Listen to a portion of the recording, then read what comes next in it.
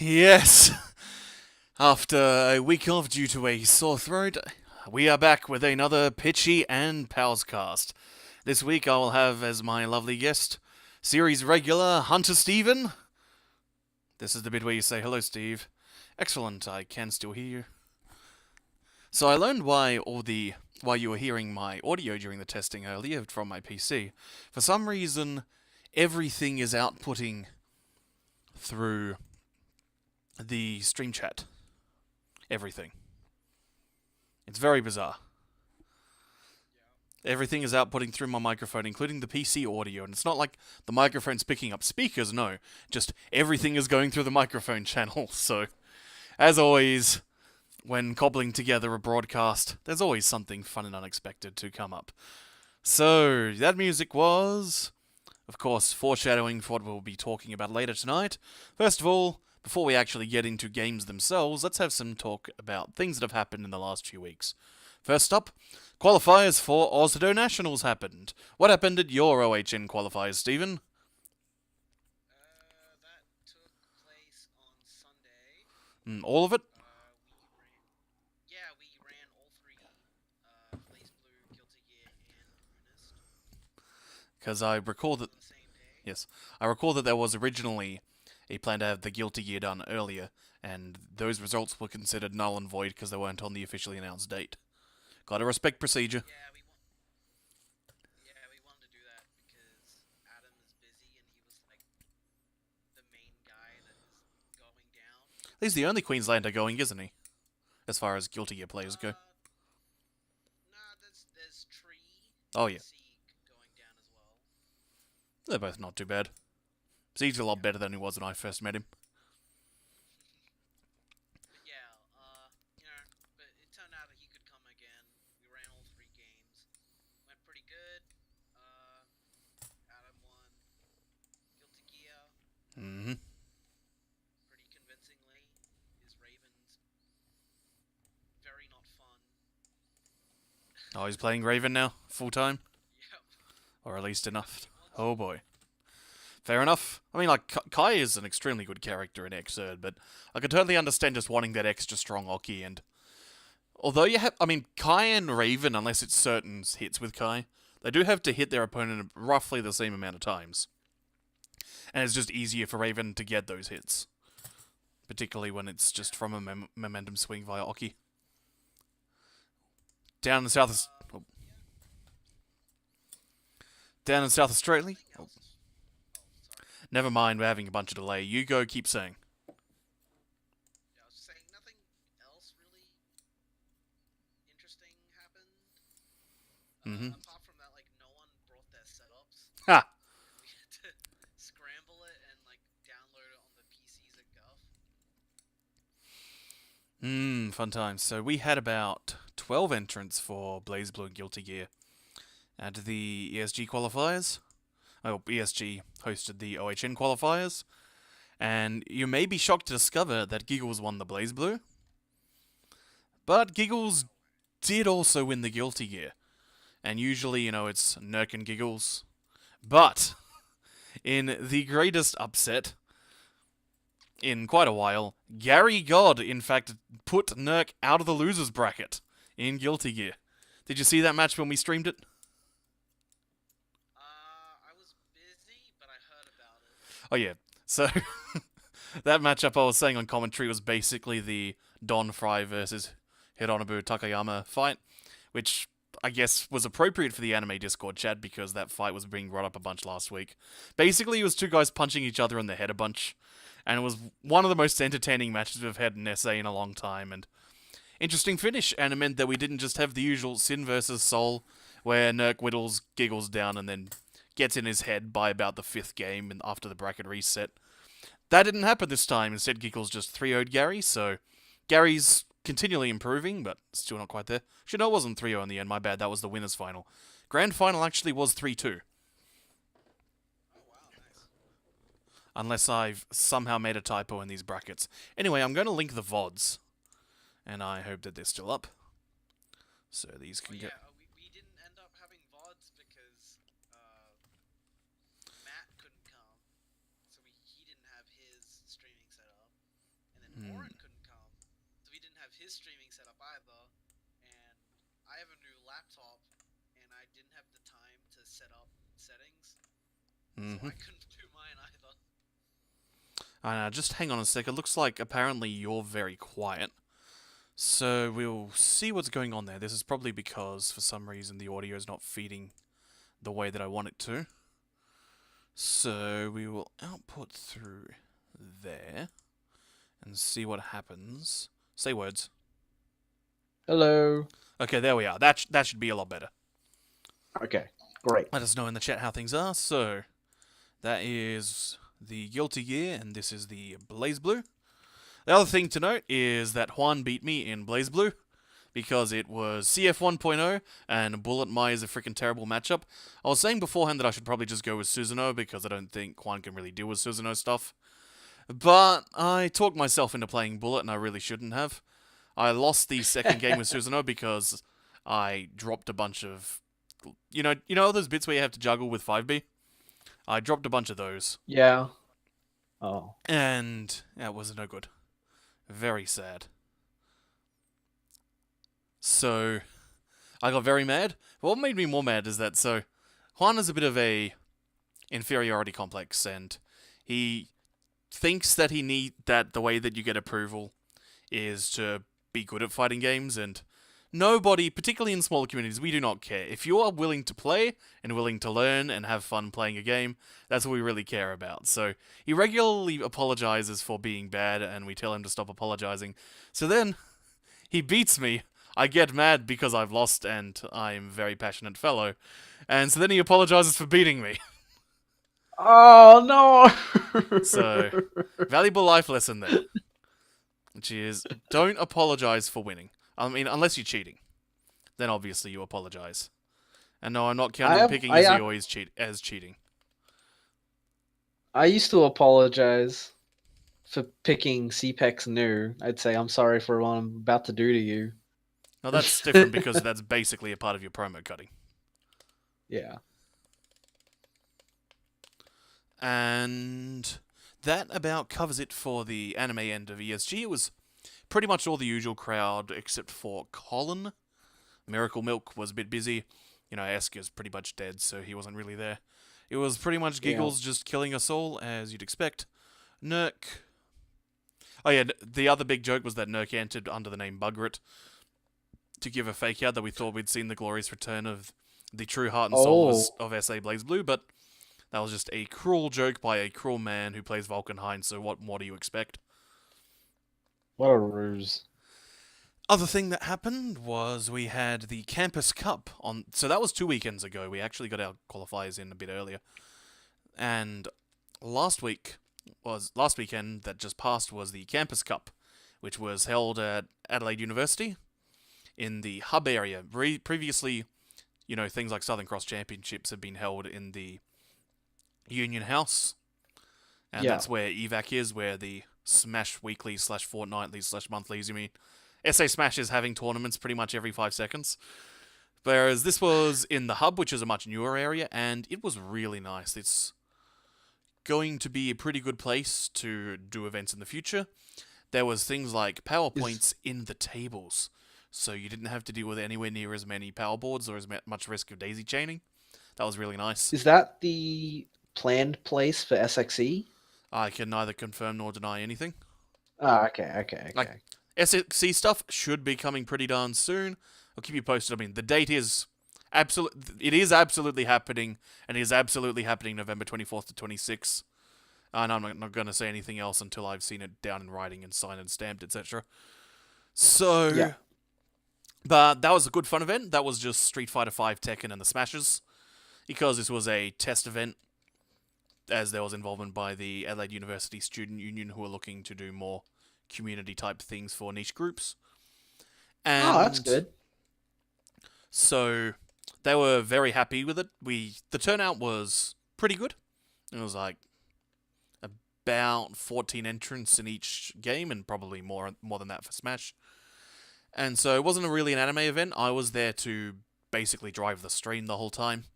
And I made a bunch of mistakes, as is always the case. Part of the things that I'm doing, just for disclosure, and if you're someone who likes to learn about process, I basically wrote down everything that went wrong, and then I assembled a checklist of things to do every single match in a stream. Because there's a lot of little details that you forget, so I've just written them all down in an order.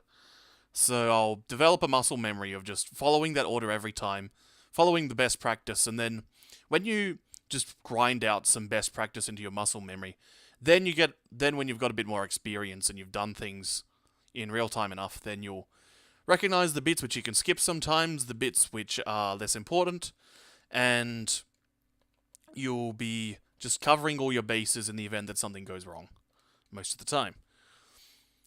Other thing was I firmly concluded that I cannot do 60 FPS streaming, so if you're after the hippiest of H'est of Ds, then you'll have to give me a bunch of money to buy better hardware. I mean, I'm running on 4-year-old hardware as it is, and it's had a bit of wear and tear, as things naturally do, plus I was a bit cheap on some of the parts to begin with. I was just working within a budget, as always. But anyway, if you go to twitch.tv/SAFGC, you should be able to look up the VODs, and I believe WickDude is in charge of stapling together the VODs, because one problem, and you've probably noticed this every time we've been at the Adelaide Uni, is that the internet there will periodically just cut out completely. And so I need to make sure that I've worked out, my next project is to work out all the kinks that I have when I stream and record at the same time, in order to make sure that we can cover up the gaps whenever the internet just dies for that. It's usually like 20, 30 seconds at most, but that can always be annoying if it's in the middle of a grand final. Yeah, SA and good streams is like doesn't happen. Streaming's a blow up. Internet's always a blow up. Such is the fate. I mean, I was never really intending to be the super serious streamer. That is certainly something Kai is way more interested in, and that's why the SA Smash streams are really, really good quality. If you've never seen any of those, go to twitch.tv/KaiserKP, I think it is now. Kai does a great job. Great guy. Final thing for local comments or notes before OHN.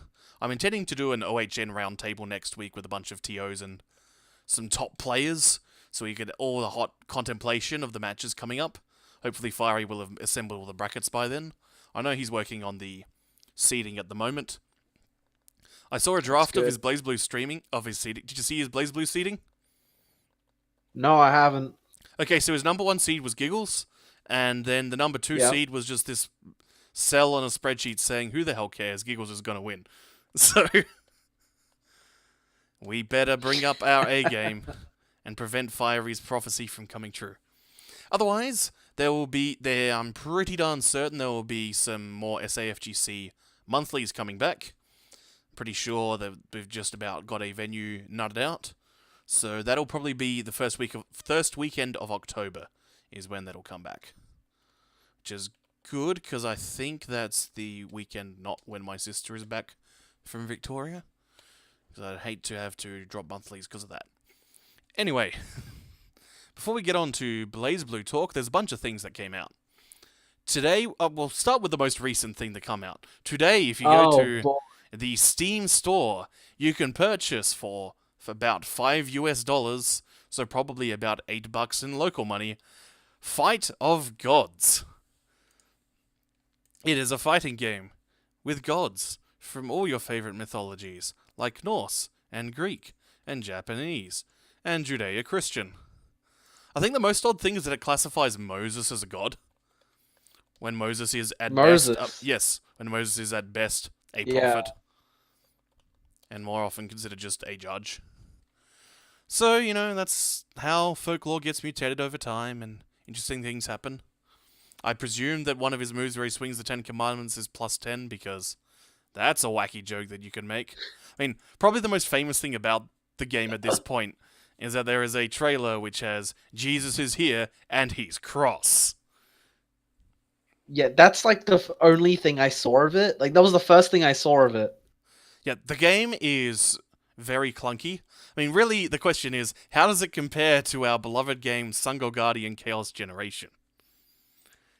And to that... I haven't played it. Well, to that I have to say... It definitely... No, you go. Just go.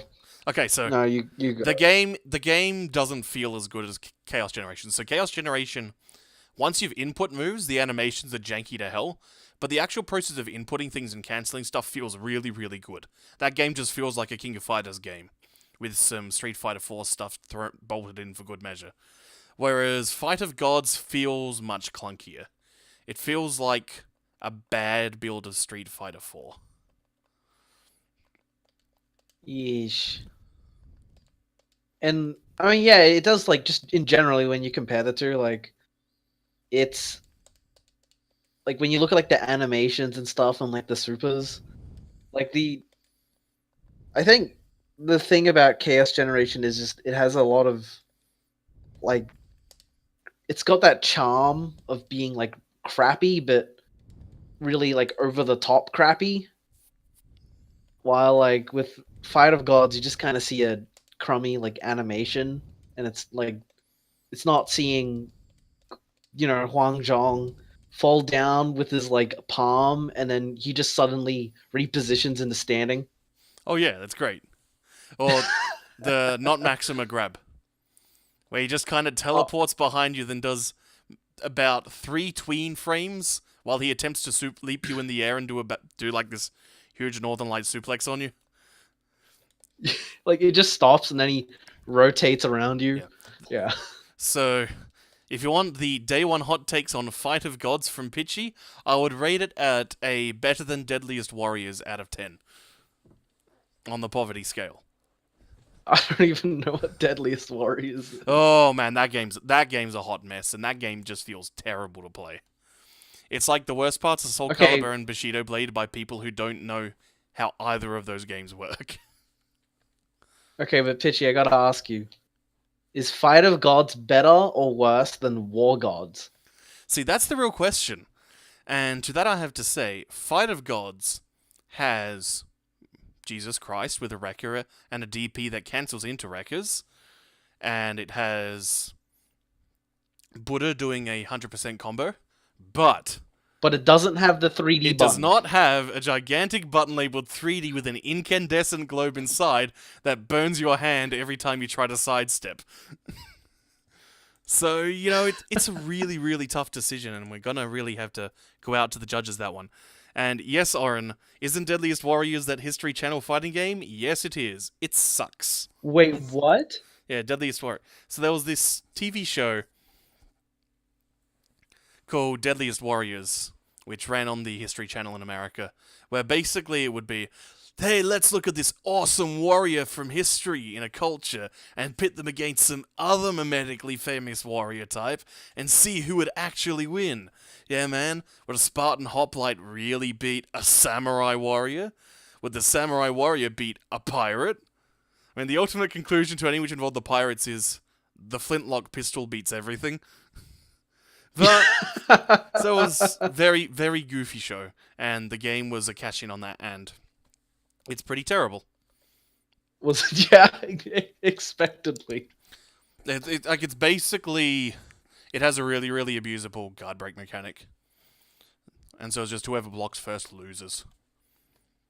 But is the flintlock pistol the best thing in the game? Probably.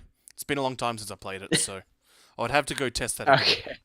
I mean, I don't think it's as good as, say, Cervantes' pistol. But that's just because you get to play Cervantes. And you go blah, blah, blah. You sidestep everything while guarding, but it's even better. And then you play 5 and you just do Psycho Crusher with punishes. No. What a cool move. So, other things that have come out. So that was the most recent. The next thing is, I was gifted a copy of Tales of Berseria. Have you ever played any Tales games? The Namco Bandai series? I haven't. So basically, they're my Dragon Quest. Dragon Quest games are always the same game. You're turn-based console role-playing game where you're a young adventurer who gets a bunch of friends of varying character classes, and then you go defeat the Demon King who's in a castle somewhere, and he may be kidnapped a princess.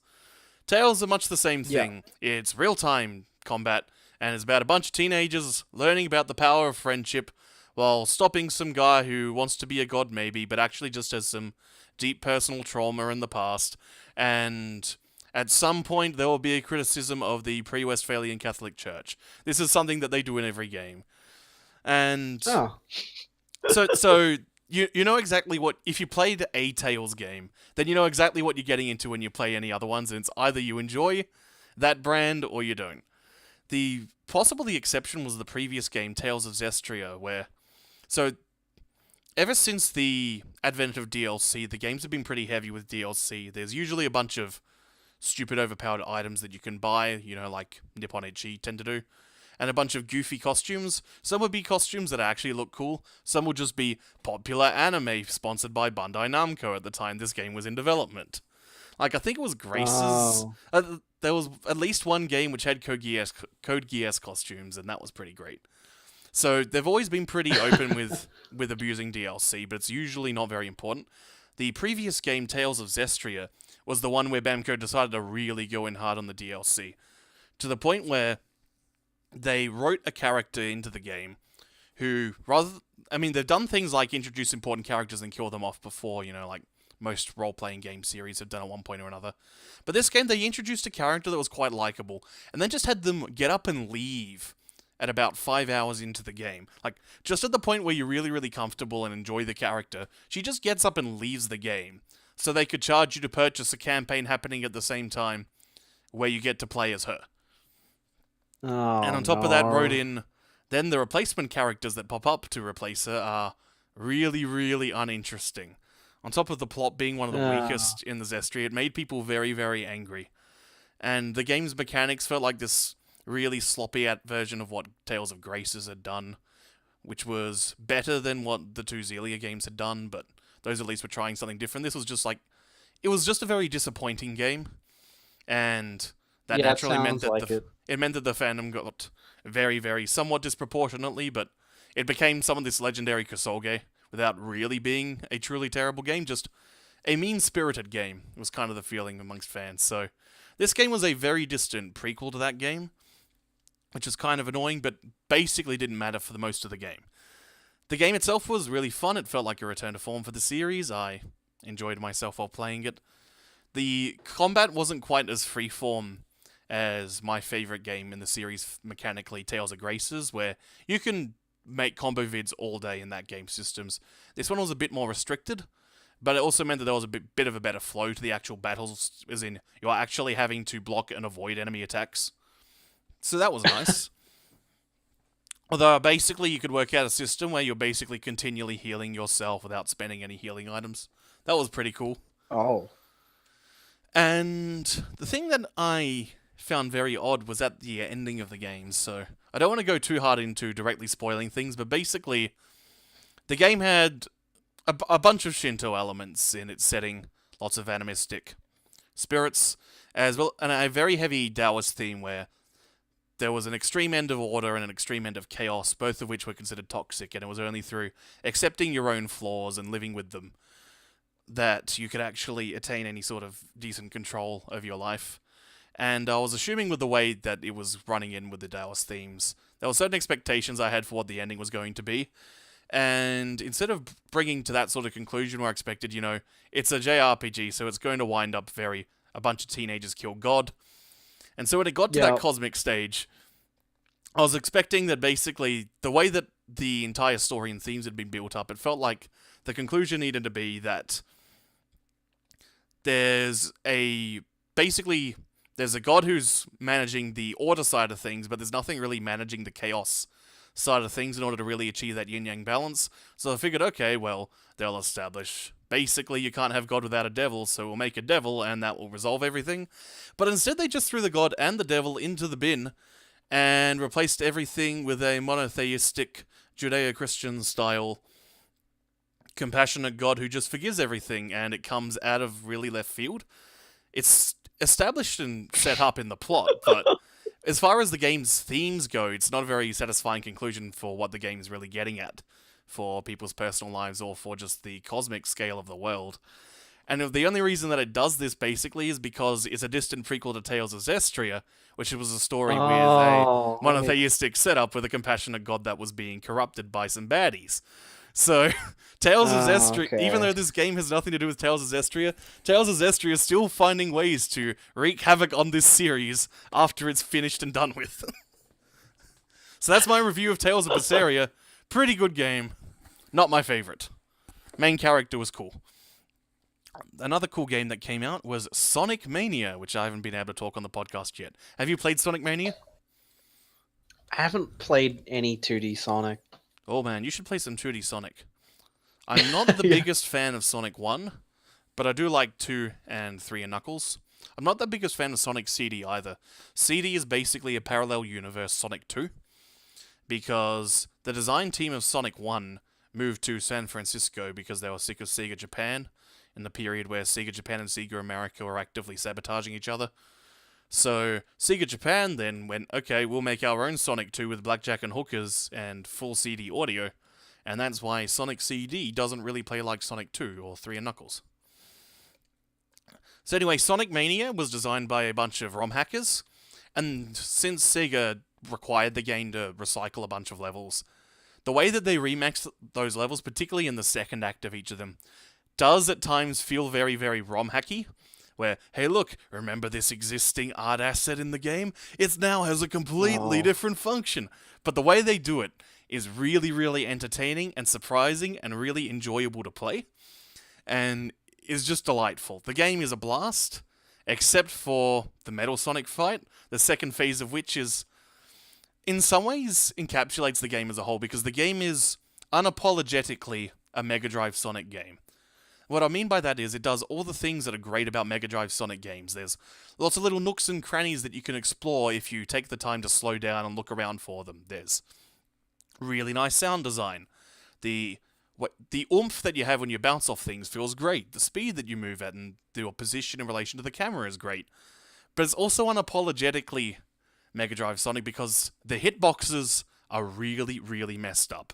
Sonic has a huge fat hitbox, and so the situations where it looks like you're weaving through some platforms and you will just spontaneously die, because the game has deemed that you're standing on an object that has touched a ceiling and therefore you're crushed to death.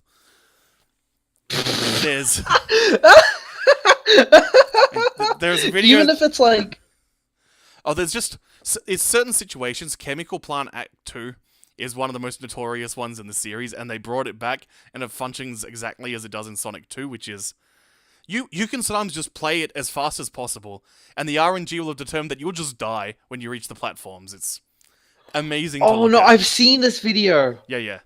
where the And- guy like starts, and goes across the little wavy platform thing, and then he Yes. just dies. Yep, that's Sonic hitboxes. Oh. Mega Drive Sonics are also quite bad at conveying information to players. And so a lot of the time you will lose a lot of lives the first time you play a Sonic game, particularly at bosses, just because you have no idea what the game wants you to do, and it does nothing to actually indicate what you should do. And so you just have to try every possible option, because the mechanics are usually pretty limited, and you just have to try all of them and probably die a bunch just to see which one actually works.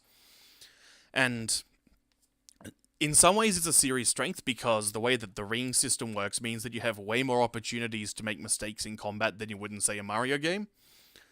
But it can also be frustrating just because you don't know what's happening, and the game's not going to tell you until you finally hear that and this entire screen flashes white.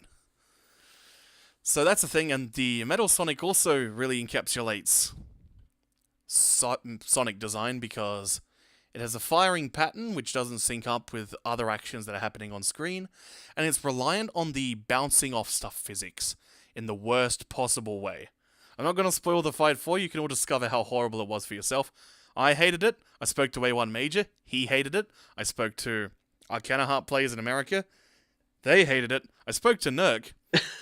In fact, I was there when I had to go pick up some things for Campus Cup, and then I went back to Nerk's on that day, after I'd fired up the game for him.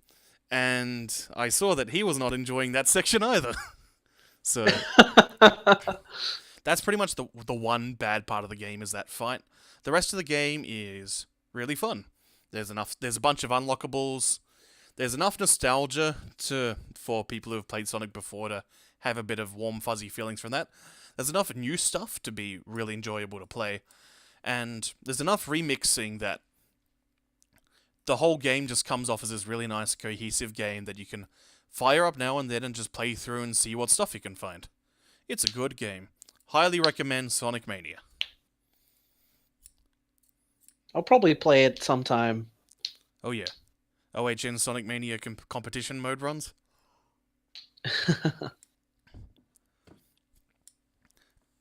So that's all of the smaller details covered, I believe. Let's talk about... Actually, no, there's one more thing I can do. So, you can probably hear that I'm firing up sounds. Let's switch to the raw video feed for a bit. And I can tell it's earnest. Well, no, it's actually... I'm using the Unib theme for my PlayStation 4. So, last time I mentioned that Senka no Ronde had a demo released in Japan. And that demo has actually since been released on all the PSN stores. So if you've heard me mentioning Senka no Ronde a bunch of times and are going, what is the deal with this game that Pichy keeps mentioning? Why won't he shut up? I'm going to get to the sound option to shut off the audio as soon as I can, but I'll be able to more accurately show you this time rather than going off. Because last time I was streaming, you know, my equipment was failing on me, so let's... Oh my goodness me. Okay, oh no! Turn on the stream. Yeah, things are going to be horribly loud. That's alright, I muted it. Oh, but I can hear it through your computer anyway. Okay, let's get it all down there. Okay, even though it's been released, I haven't been able to play it yet. I've just been pretty busy. So yeah, just go to the demos section of the PlayStation Store, and you can see Senka no Ronde 2. The game comes out on Steam in 2 days. I'm not sure if it comes out... 2 days? Yeah, 2 days it's out on the Steam Store. I'm not sure about... to get it. I'm not sure about the console release date, but it might be 2 days' time for all the regions. I hope it is, because that'll mean it's very easy to have prepped copies by Fiery for OHN. And wait, is that 2 rows of characters, or each player just has their own separate row? So each player has duplicate? 2 assists that they can choose. Okay. Both players have their own bar of characters just selected. That's just the way they decided to do the UI. So, as I said before, this game is essentially a 2D virtual on. So, what I mean by that is you have a shot button, you have another shot button. These have ammo, which is represented by the ring, those little see-through rings which are around each player. And they will refill once one of them has been depleted. You have a dash. If you hold down dash, you block. If you get up close to your opponent, which is around where the ring is, you'll see we're zooming in and out. That will switch your shot attacks to actually being melee attacks. Your primary shot, which is generally some sort of basic scrolling shooter style shot, will do that. When you're up close, it'll become a rush attack. And then you mash it when you're up close, and that'll give you your combo stuff. That usually... One of them drains your EX gauge, it might be that one. Yeah. And the secondary shot becomes a slower attack, which is unblockable, and drains a bunch of meter, which is that green bar underneath the life bar. I should probably set the AI to actually... Can you be hit out of it? Yeah, you can get hit out of these. There's frame data, etc. They're also quite easy to dodge. So you have shot 1, shot 2. If you push shot 1 and shot 2 together, then anywhere you are on the screen, you'll do a melee attack. This melee attack is called a bullet canceller, and you can swipe away bullets with it, which is very important because stuff can be quite difficult to dodge, so this is essentially a parry. This is like going for a low parry in Tekken, I guess is a reasonable comparison. Like, it's the thing that you do when you gotta really kill stuff.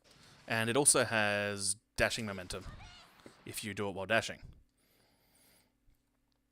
So that's the basics. If you hold down the dash button, then you'll block. This will also alter your shot, so here's my basic shot. And if I do it while I'm blocking, then you see it's a spread shot. Likewise, my secondary shot will be slightly different. Yeah. Cool, like that. Your shots also are altered if you do them while dashing. So if I dash, it'll move like that. And you see like there, the shots came out differently to when they're like that. See, every time you hit each other, that a bunch of these little crystals are coming out. Those are what give you meter. And meter is really Is the meter the green bar? Yeah, meter is the green bar. Meter is super important because it's also your guard bar. And it lets you do EX moves, which is with the third button. EX moves, like, look at that. It's usually fairly feasible to dodge a lot of stuff and swipe at the remaining things that are coming at you. But EX moves are often really hard to deal with. I actually just then tapped the assist button, so that secondary shot plus EX move. Like so. Yeah. And so this assist is the big ass shield one, which is very useful. And there is a cooldown, which is, you see down there, it's now counting down from 99 seconds. Different characters have different assist cooldown times. Some of them are pretty quick. This character I'm playing... 99 seconds. This character I'm playing, the defensive assist is really, really, really good, so she only gets it once per round, essentially. Unless you have the round timer set up really, really high. And the final thing to show off is boss mode. So these stocks work a lot like trump cards do in Dengeki Fighting Climax, where you start off with 2, and you will gain 1 for each round that you lose. And a boss mode is you push primary shot, secondary shot, and dash, and you become a boss. You'll automatically fire off a bunch of shots. You've got a primary shot, you have a secondary shot, which is a wacky bouncy laser with Chungpo, and your EX shot becomes a big frickin' laser, which is usually the most damaging thing. Oh my god. So, this is amazing! Yeah, this is awesome, innit? Oh! So, That... if your opponent survives being in boss mode, then your meter is completely depleted once it ends. If you get shot down while you as a boss, then the opponent gains a big pile of meter. And generally what happens is there's also a hard timer, and if the opponent survives for long enough, then the time will just run out and you'll just return to normal, but you've got no meter. If you do it, so when your health is low enough, when you're on Magic Pixel, essentially, your health will just be replaced with this big message saying, vanish. So, it's a bit easier to dodge stuff while you're in this case. You have to get hit with a clean hit, essentially. Like a good proper hit in order to die. But, if you do boss mode while you're in vanish state, it becomes final boss mode. Where you have more meter, it lasts for longer. And on top of the shots that you're doing before, they're all a bit better. You can also push dash and button in your attack buttons, and you'll do rushing attacks at them to really confine the space they can move around in. Oh my god. So that's the final big comeback mechanic. That's amazing. So that's basically the gist of the game. The other thing I forgot to mention is, if you tap dash while you're dashing, then you'll cancel your dash. That's identical to how it works in Virtual On. And much like Virtual On, if your opponent's dashing, then your shots aren't going to track them. So you need to actually stop moving and take pot shots like that. In Virtual On, you also have the added fact of it being 3D, and you can be facing all sorts of which ways. In this game, you'll automatically, once you stop moving, face where your opponent is at that particular point. In Virtual On, you have to do that by jumping, then landing immediately. If you've ever played Virtual On, it has amazing feeling on its fast falls. And it's because fast falling is the only way that you can reset your lock on. Okay. So, yeah, Fiery is going to be running a side tournament at OHN. I'm sure we'll be gushing over the game a bit next week when we talk about OHN more. And you should check out the demo while it's still up. It's free. You got 4 characters buy the game. to play. And yeah, the game's out this week on, at the very least, the PC. So finally, we can talk about the cat. Mr. Jubei. How are you finding BlazBlue CF2 so far? So, I think overall it's a good patch. It's definitely the right step. Mm-hmm. There's a bunch of things where I think, like, they looked at characters and they made changes on like the completely wrong thing. Like for Yeah, it's a very example, Blaze Blue thing to do. um, like Amane, they were like, okay, Amane's pretty good. Let's make his drills do like 3 times more damage now on block. So now like each of them does like 4k. Like on Yep. level 3 does like 4k. Yeah, there's a And it's just few. like, why did he need this? Yeah, there's times where I feel like they've tried to accentuate the strengths rather than resolving any issues with characters' weaknesses. And while it's nice to Yeah. make sure that it's nice to make sure that characters, are good and all have distinct voices. But in situations where instead of looking at the things that make this character unviable, instead of looking at those issues and saying they need to be fixed, they just go, nah, we're gonna pretend that's not actually a problem and just make it so, yeah, the drills are that much better. Or we'll ignore that Bullet has so many bad matchups now because her options for neutral are terrible. Her Ds no longer have the small hurt boxes, and she can't do. And her Fireball is too long a recovery to be an approach option. We'll ignore those, but when she gets in, we'll give her a pressure extender. I mean, she did need a new pressure extending option, but it still doesn't fix all the neutral problems, which are why she's not in that not top tier, but still pretty good place where a bunch of characters are. Yeah, and like another one is Susano. And I felt like they made a bunch of good changes to him. Like they made his DP a lot better. Like They that's made the one his that like was the most important for him. So yeah, I'm glad that they did that. like and then they made it so like some of his more useless unlocks were better. Mm-hmm. His normals in general, some of them are faster, gives him like more consistent routes. But then they took away his also were good like, combo route. hey, sorry, Then they took away his good combo route. did they? No, I'm pretty I sure. remember they took away a combo route. Well, I mean, like he has like stuff like a lot more being able to use like 6B and stuff, which is really good. Yes. But then they were also like, hey, why don't we increase the P2 value of all of his, pretty much all of his moves, so that like, even if you do like the same combo from CF1, it'll do like an extra 1k damage, even though his damage was already really high. But then he also has like more varied routes and like better ones. So it compounds, and it's just like, let's say it doesn't like, don't look at the fact that he's not very good because he's got like got bad big defense when he doesn't damage. have a DP or crappy neutral. It's just, hey, when he hits you, he'll do like 5k even though he has no unlocks or whatever. It's like, it's really not the right way.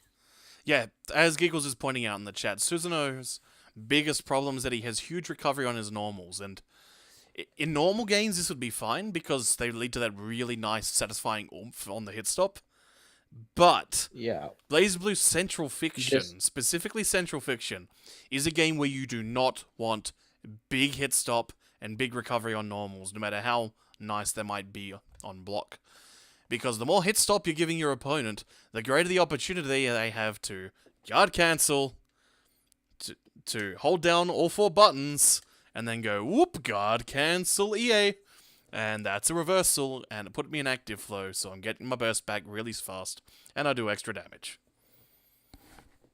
Yeah, he's So yeah, Susanoo very does not... susceptible to OD. So if Susanoo had been introduced in Chronophantasma, or even... Actually, if Susanoo, with the way his buttons are, if he was introduced in Continuum Shift, where you still had the guard primers, where the higher the attack level on buttons, the more of the guard bar they'd deplete, he'd probably be a really fun Continuum Shift character. Especially with the 5,000 years of hit stun that you have when you hit someone with a sweep. And everything picks up in OTGs, that thump on that sweep he has. And then you just run half the screen, and then you get like 6k.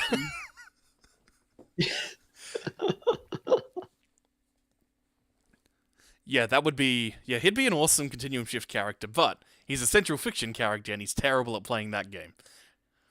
Yeah. So, that said, the damage increase feels like something across the board where... To be fair, Central Fiction 1.0 is the lowest average damage that BlazBlue has ever had. Outside of Active Flow, EAs, which are the reversal when you're in active flow. Outside of those, the damage is the lowest it's ever been. And so I think the game probably did need a damage buff, especially since it's a bit harder to open people up than it was before. But when the damage buff is all that the characters get, then you're not really resolving their endemic issues. Like, I mean, the thing about Susanoo is that, like, I feel like making his routes more open, being able to use, like, his stronger moves more often, already makes his damage better. But then it's compounded with, like, the duration changes, and then it's just, like, it's a bit too much now. That's just what I mean. Yeah, that's how you're feeling, and we'll see how that goes past the first week, and once the results start kicking in, particularly across the pond. No, I mean, I don't mean like it's like, oh, he's gonna be super great now. I just mean like you think it's a wonky design decision. Yeah, it's like if you wanted to give someone more damage, like there's better ways to do it than just let's just make him do more damage. Even though they gave him better ways, but then they also gave him that.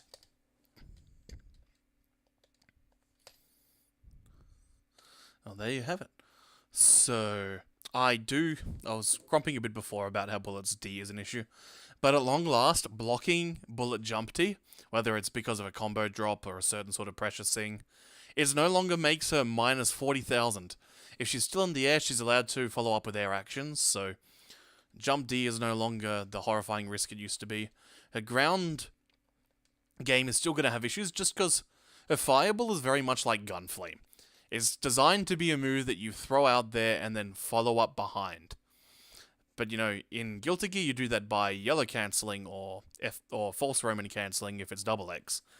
But BlazBlue doesn't have any mechanic to cancel things on whiff by default, so Bullet's just kind of stuck doing a Gunflame, but then he's unable to do the thing that makes Gunflame good. So even though they gave it a little bit more block stun and extra hits to confirm off of, she still can't actually make it a threatening thing, so they still didn't resolve that part of her, and like if she had that, then her ground game would be a thing at range. And it wasn't a thing, which is why in CP, she had her drive move as a move where if you hold it down long enough, it becomes invincible. But they removed that and never brought it back in Central Fiction. So characters like Mine and Nine are characters that are just absolute nightmares for her to deal with because she doesn't have answers for physical ground presence. As well as that, like when I think like CP Bullet, how you could give up a level of heat just to reset pressure and be plus. Yes. I missed that. I mean, she had lots of pressure options, and the entire point was that the entire way that I played her, and anyone who had success with the played her, was to basically play the barrier instant block game, where it's, I'm going to run this pressure, and I'm going to wear out your patience. And I'm going to either do stuff, which immediately gives me a little bit of advantage, and you're just going to have to hold it with your barrier. And then when you're getting antsy because you're running low on barrier, you'll try to instant block punish the things that I'm doing. And that's when I then switch to a slightly different string, which blows up the instant block mash. And you can't play that game in general in CF because it's a guard cancel overdrive game. So, like, I'm happy to see alterations, it's just they weren't quite in line with how the game works. Whereas the dash cancelable 5 and 6Bs that she's got now, that is totally a thing that fits with Central Fiction. So I like that change. Yeah. Otherwise... But yeah, overall, I think it's good. Yeah, I think it was the first video that we did, that I wanted to see that since it's the climax of the game and there's all these wacky final bosses, I wanted to see all the blander characters being given wacky stuff to show that they can hang with the evil boss characters. Like, I wanted Ragnar's 2D to be something that you can just do all the time and cancel into special moves while it's still being a low. And they've given him that now, finally. So he now does for free what Autosol has to spend 25 meter to do. And it's cool. Like, it makes him distinct from Jin and really strong. So Giggles is willing to play Ragnar again, and we'll see as the game unfolds how long that's going to stick. He definitely feels way more fun than CF1. Oh yeah. CF1 Ragnar's pretty dull. Like I played Ragnar in CPEX, like the very end of CPEX. I started playing a bit of Ragnar, and he was really fun. And then like when CF came, it was just like everything that was fun was Is gone. gone. And yeah, you might as well have just played Jin. And then finally, this game added a little character who we'd like to call Jubei. I'm very disappointed with this character, to put it blunt, because after all these years, what is the world's strongest samurai cat gonna be? And I was hoping deep down in my heart that you see this jacket he's worn this whole time, he was gonna tear off that jacket and you know what was gonna be underneath? The character model for Marvel vs. Capcom 3 Virgil. Oh, But it wasn't. So, thank God. the question that everyone had was, how would the world's strongest samurai cat play as a character? And the answer to that question is that it actually answered two questions. Because not only did it answer the question of how would Jubei play in BlazBlue, it also answered the question of what if Sho Minazuki from Persona 4 Arena was a really bad character? The answer is Jubei the cat. Look at this. He's got the two-hit normals. He's got that cross-up kick. All these sword normals that go blah, blah, blah, blah. One of them hits really high and is jump Now- cancelable on hit. He's just Minazuki.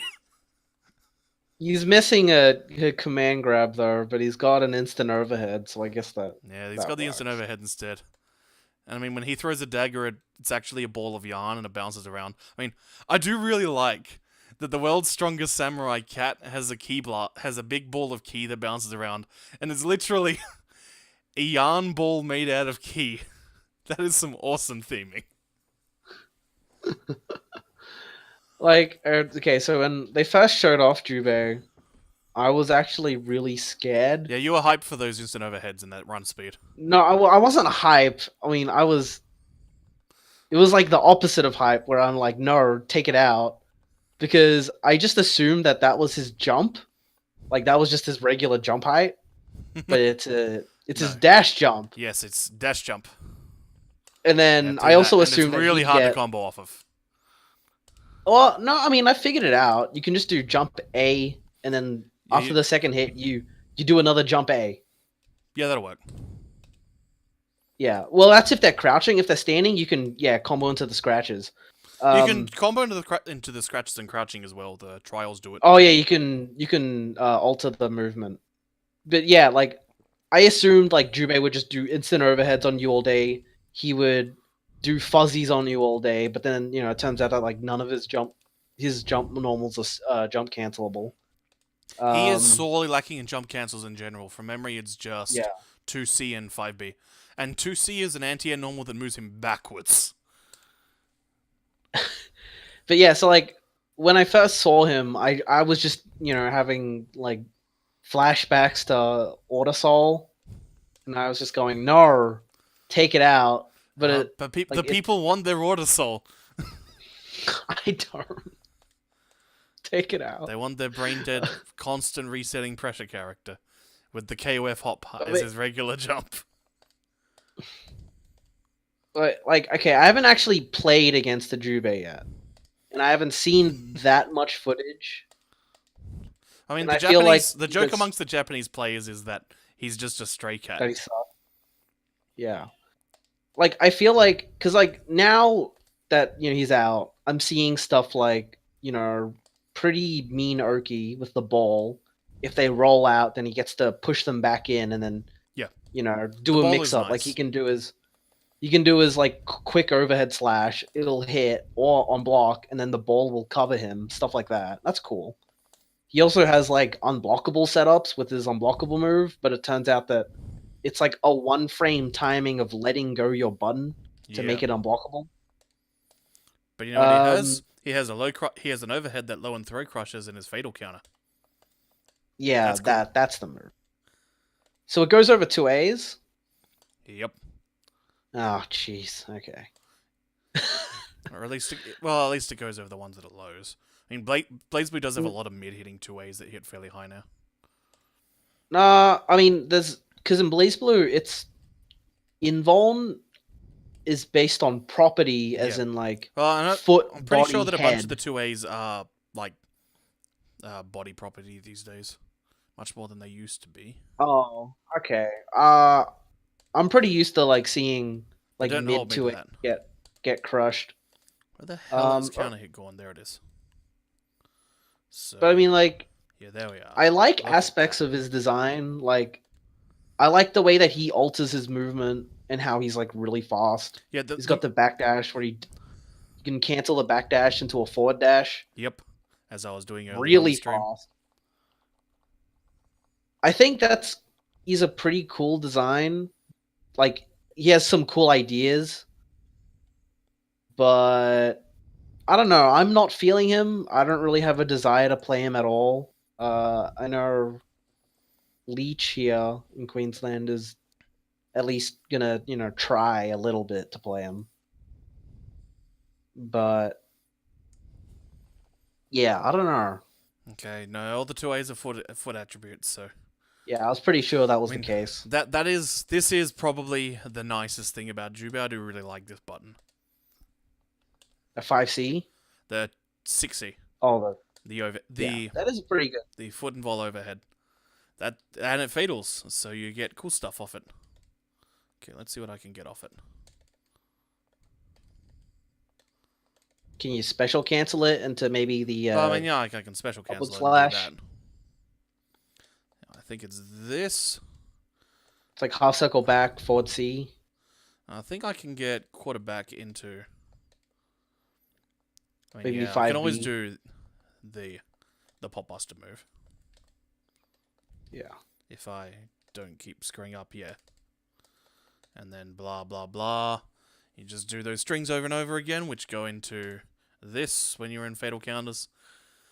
So yeah, for me, he really feels like a Tau Kaka with projectile Locky and some multi-hit normals, which is all well and good, except there have been versions of BlazBlue where Tau Kaka has multi-hit normals and projectile Locky. So as then, why didn't you just make Tau Kaka good again and make Jubei something different? And that's always a difficult thing when your game has over 30 characters. And they're all expected to be some crazy gimmick. That's just a consequence of having.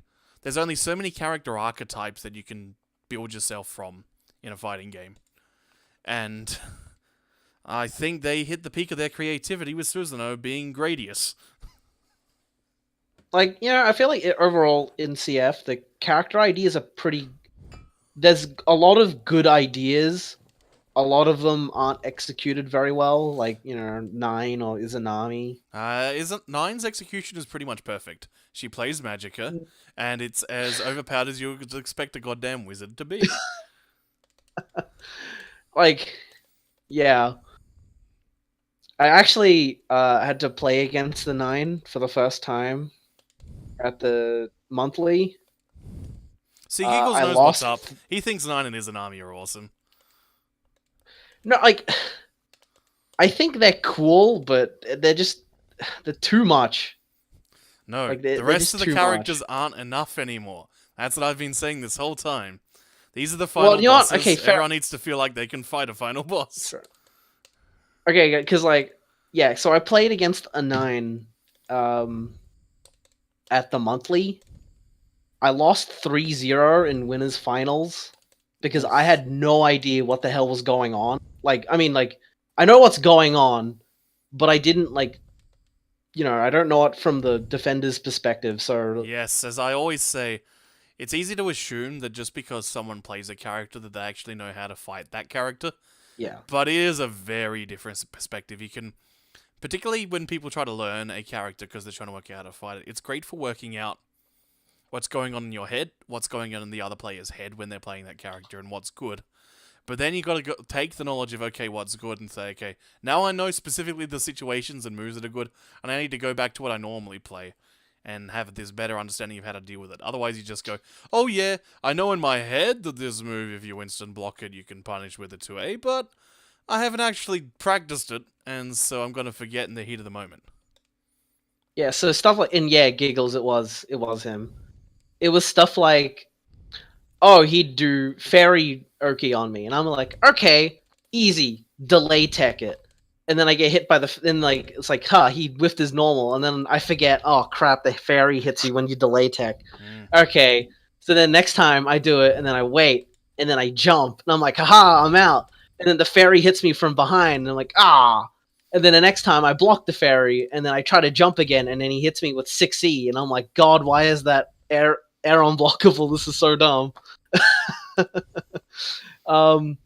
Yeah, a lot of stuff was just like thinking. A lot of times it's like after this move, I wouldn't press a button here because I'm at disadvantage. Yeah, but But if you haven't proved to your opponent that you're not going to let them get away with that. But then, I just get hit by sweep, and I'm like, oh, well, there's another 3k damage I took. Yeah. And then it got to the point where, like, during grand finals, I was like, okay, I'm gonna try a different approach. So I played Aurelius, and I reset the bracket, and it was good. But then by like the fifth game I played, no, it was like the fourth game I played with him. It got to the point where it was like I'm just stuck in the corner and I cannot do anything. Like there is actually like nothing you can do because 9 just outranges you, and it hit me. I'm like, oh god, this is what I've been putting people through. And then you achieved enlightenment and switched to Jin. Yeah, not yet. Oh, you'll get there, Sonny. Everyone has to Nah, play Jin if they I just have to placement. play 9 better. Just play Valkenhayn and go whoosh. So did you know... I mean, look... Oh, yeah. Did you know that although Valkenhayn's Wolf Grab is now attackable and only gives 25% gauge back, he gets combos off a mid-screen? Mid-screen? Yeah, mid-screen. Oh, neat. What a time to be alive. I mean, if I did want to play a character that just to win, Just I'd I'd play Izuyoi. Yeah, Izuyoi did not get smacked around as hard as I expected her to be. Well, no, the thing is, I didn't expect her to get smacked around at all because weirdly, like Izuyoi players don't do good. Because they don't win as many tournaments as you might expect, and also she's so far gotten fairly unscathed ever since she became good. But well, I mean, no, she went from bad to good in CPAX. Yeah, and then from she good got basically to untouched. ridiculous. She just got better. But yeah, it's weird. But like overall, top tiers get nerfed. It's a good sign, and bottom tiers get buffed. Unless you're Noel or Taokaka. Well, it's good when it happens. I mean, there's versions of the game where it hasn't happened. Yeah. Poor Jeremy. No, that guy's a bad bloke. He does not deserve better.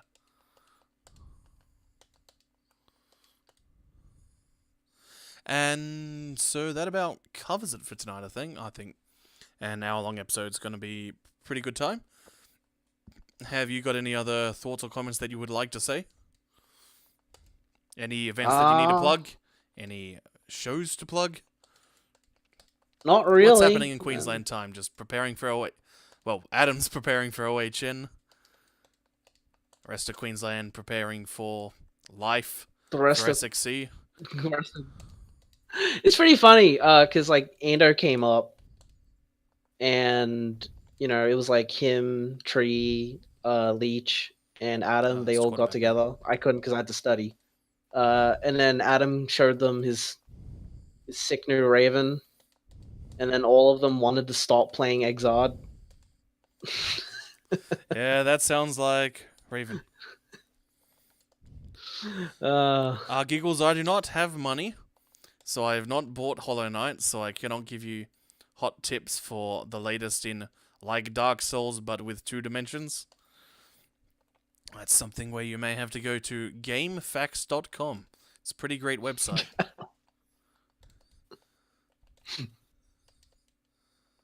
What was I seeing which involved GameFAQs recently? Alright, I think it was reading the Sonic Mania board after the Denevo controversy happened. So Sega decided to use the bad digital rights management system for the PC version of Sonic Mania, and it made lots of people annoyed. Oh, Giggles is all about that Neo Seeker? Nah, man. Keep it real. Respect the memory of CJC. Always game facts. I remember on me and Leech would constantly read the game fact board for Persona 4 Ultimax. Oh because my goodness me, that board is there was fantastic. this one dude who was so convinced that Labras was good and that Yosuke was trash, and he would just constantly, just talk about, how like argue with people about Labras being good and stuff. It was hilarious. Yeah, the Persona boards and game facts were quite something. And every now and then I would look through random old Capcom boards to see what wacky things are being said. Like with last time I was trolling through the Xbox 360 board of Hyper Fighting, I got some wacky stuff. Okay, what's this Giggles wants me to do now? 6B. 6Bs. Okay, 6B, Ah, 60 okay. with JD, Micro Dash 3C. Boop, boop, Look, Giggles. It's boop. it's boop. not practical. Okay, boop, boop. Okay. No, you want to whiff the jump D so that you cancel the landing recovery. Yeah, I know. I need to get the spacing. Like that. You should just do it in the corner. No. This is something that he asked me to test, and I got it once out of like 20 tries. It's pretty Oh hard. yeah, Ragnar has the touch the floor move. I forgot about that. So that'll do us for this week. Tune in next week. Yes, next week. And we'll be talking all about OHN. We're getting very, very close to it. I'm getting more excited the more I think about it. It's going to be a great event. And then we'll probably do a show the week after, depending on when I get back. Because I believe I might have something going on that Tuesday, but I'll try to do a show the week after then where we do a post-mortem on the event, what we've learned about it from organization perspective, as well as player perspective, what wonderful new rivalries and stories are being told. In the meantime, thanks for watching/listening. I've been doing some blog posts. If you have any questions, feel free to ping me on Twitter, or on my YouTube page, I guess, or my blog. I'll most likely read them. Have a good night. We'll talk to you again after a while.